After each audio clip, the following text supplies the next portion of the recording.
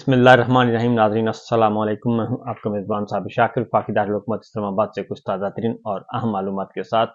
کچھ اشارے اور کچھ سگنلز ایسے موصول ہو رہے ہیں جس کے بعد بخوبی اندازہ لگایا جا سکتا ہے کہ یہ جعلی نظام اب اپنے خاتمے کی طرف بڑھ رہا ہے۔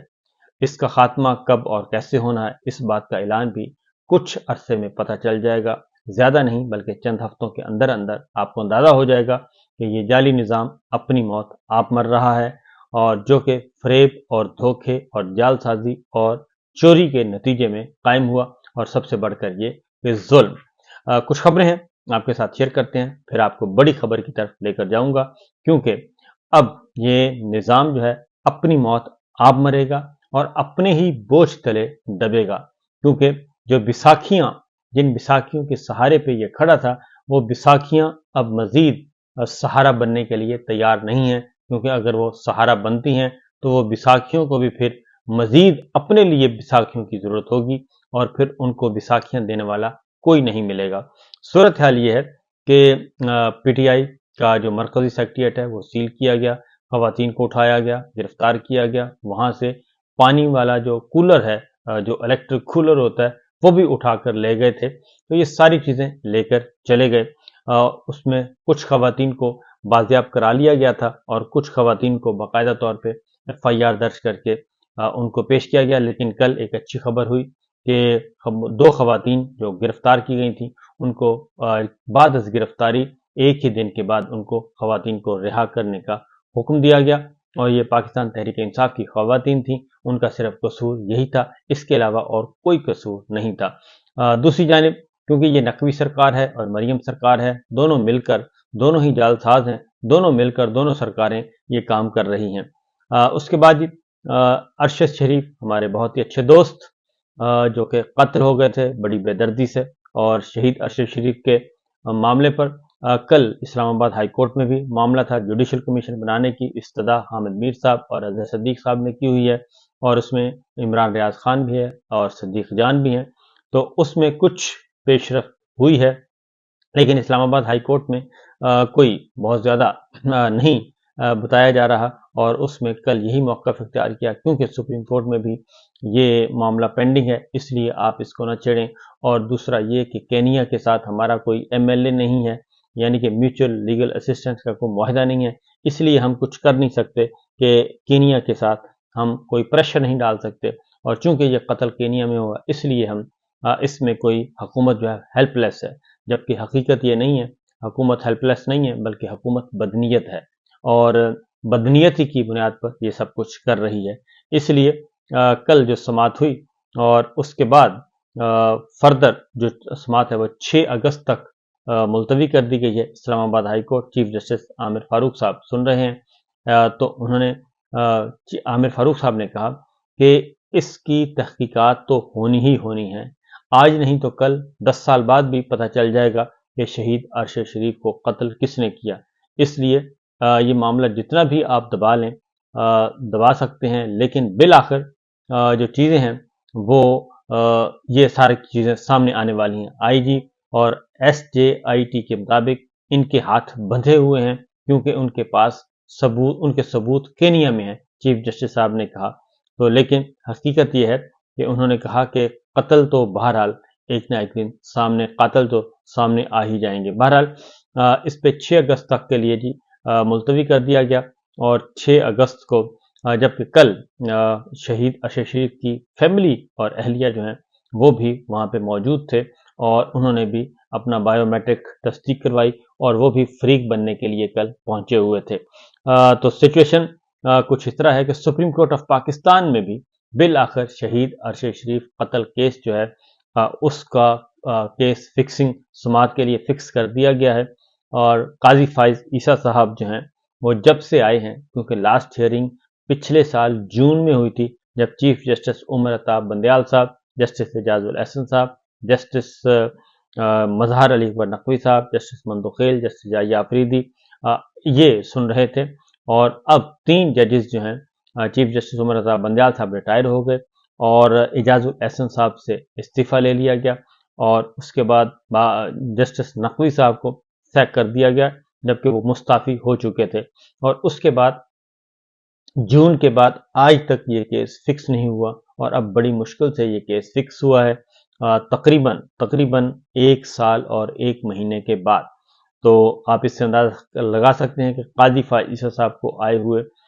तकरीबन 10 महीने हो गए हैं, तो उन्होंने भी ये केस नहीं सुना। बावजूद कोशिश के उनको कहा भी गया लेकिन उन्होंने नहीं सुना। और अब भी जब ये बेंच बनाया गया है तो काजी फाइज ईसा साहब में इतनी हिम्मत नहीं हुई कि वो इस बेंच की सरबराही कर सकें और सरबराह खुद बने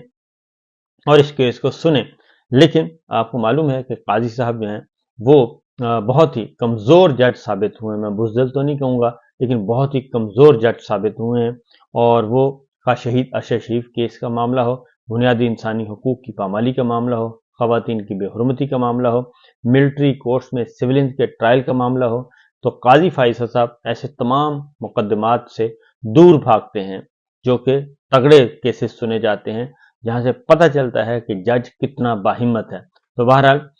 अब जो बेंच बनाया है वो भी काजी साहब उस बेंच में नहीं है और वो सैयद मंसूर अली शाह साहब की क़यादत में सरबराही में 3 रुकनी फुल बेंच जो है वो इसकी समाअत करेगा और उसकी समाअत फिक्स कर दी गई है 29 जुलाई के लिए। तो ये एक खुश आइंद खबर है। दूसरी जानिब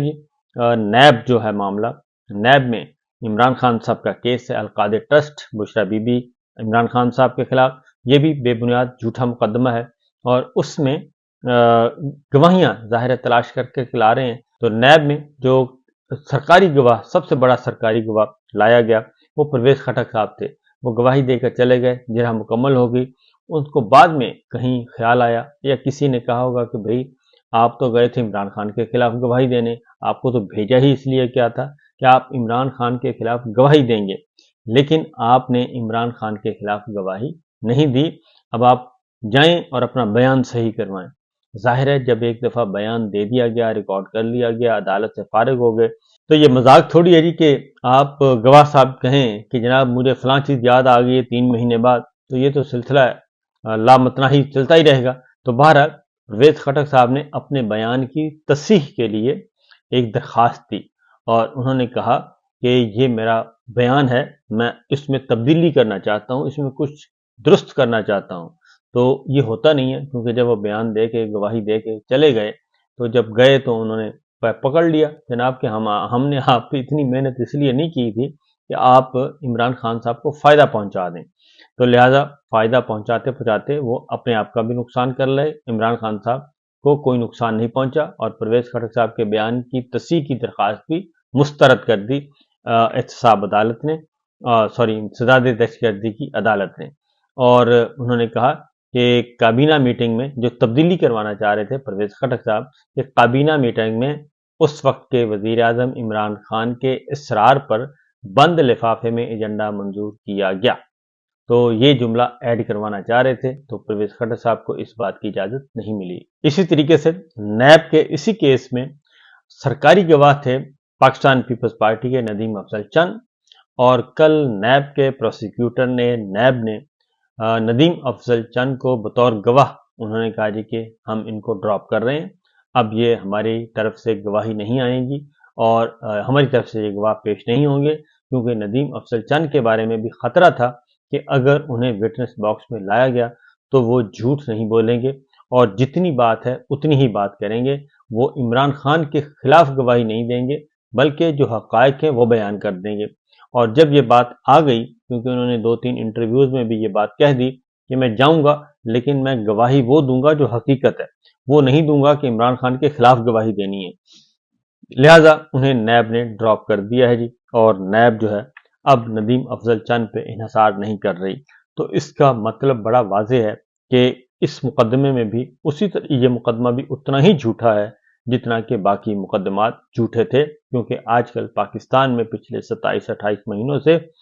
जाली मुकदमात, झूठे मुकदमात और जुल्म और बर्बादी का जो है वो एक दौर दौरा है और नहुसत इस वक्त फैली हुई है। तो जब तक ये टोला जो है इससे जान नहीं छुड़वाई जाएगी तब तक पाकिस्तान नहुसतों के साए में रहेगा। तो बहरहाल ये तो नैब का हुआ और उसके बाद अब आते हैं मेन खबर की तरफ, बड़ी खबर। और वो खबर कुछ इस तरह से है कि अब पाकिस्तान पीपल्स पार्टी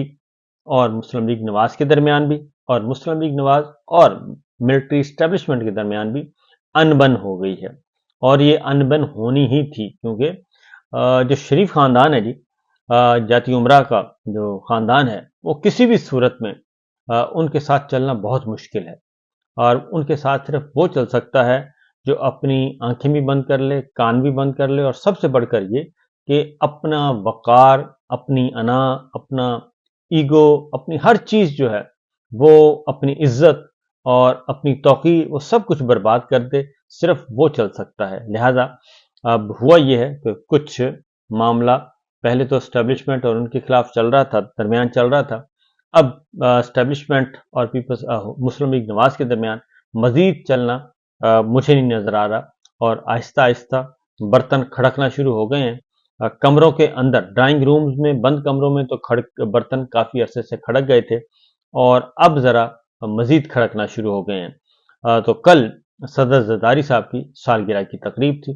اس میں فیصل میر پاکستان پیپلز پارٹی کے رہنما ہیں، میر صاحب ہیں، اور آپ کو پتہ ہی ہے میر بردرز بہت تگڑے بردرز ہیں۔ تو کل انہوں نے فیصل میر صاحب نے کہا کہ اگر پیپلز پارٹی نے عدم اعتماد کے ذریعے عمران خان کو نہ نکالا ہوتا تو شریف خاندان کے لوگ برطانیہ میں ہوتے اس وقت، اور گزشتہ 16 ماہ کی حکومت میں پاکستان سب سے زیادہ مہنگائی میں چلا گیا ہے۔ جب نواز شریف وزیر اعلیٰ پنجاب تھے، پیپلز پارٹی کے کارکنوں پر ظلم ہوا، اور میں کلثوم نواز کے مقابلے میں بھی الیکشن لڑ چکا ہوں۔ وہ بڑے ظرف والی خاتون تھی، مگر ان کی بیٹی مریم صفدر ان پر نہیں گئیں، اور کل مریم صاحبہ پہ کافی غصہ نکالا ہے پاکستان پیپلز پارٹی نے، اور آصف زرداری کی سالگرہ کی تقریب میں گو مریم گو، شرم کرو مریم حیا کرو کے نعرے گونجے، اور انہوں نے کہا کہ اگر فیصل میر نے کہا کہ اگر آج تم نے لائٹس بند نہ کروائی ہوتی، یعنی کہ بجلی بند کر دی گئی صدر زرداری کی سالگرہ کی تقریب میں،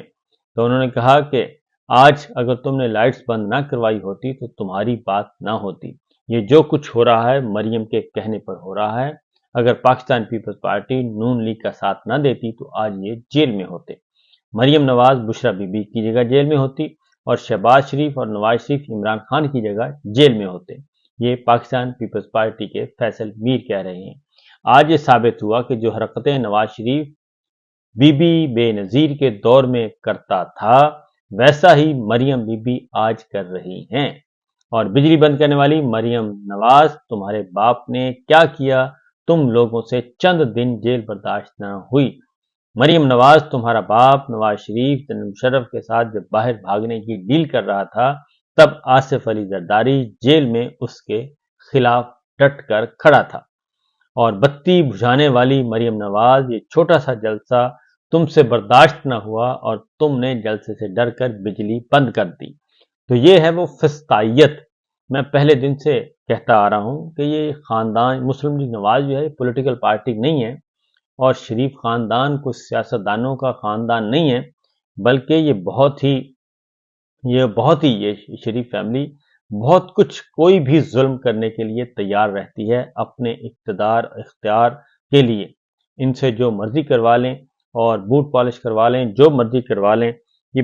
سب کچھ کرنے کے لیے تیار ہے۔ یہ سانحہ ماڈل ٹاؤن کر چکی ہے، اور اس کے بعد پیچھے رہ کیا جاتا ہے، اس لیے ان سے بچنا چاہیے۔ اور خاص طور پہ اور پیپلز پارٹی تو بہت دیر سے بیچاری، پنجاب پیپلز پارٹی تو بہت دیر سے شور شرابہ کر رہی ہے، اور کئی سالوں سے کر رہی ہے، لیکن زرداری صاحب جو ہیں وہ اپنی آنکھیں اور کان سب کچھ بند کیے ہوئے ہیں۔ میرا خیال ہے کہ بلاول بھٹو کو بھی اب جاگنا چاہیے، اور آصفہ بھٹو کو بھی ان کو جاگنا چاہیے کہ یہ کیا ہو رہا ہے پاکستان پیپلز پارٹی کے ساتھ۔ تو ان جو ساری باتیں ہیں ان سے لگتا یہی ہے کہ ان کا چل چلاؤ ہے، کیونکہ آج ملک بھر میں احتجاج ہے، اور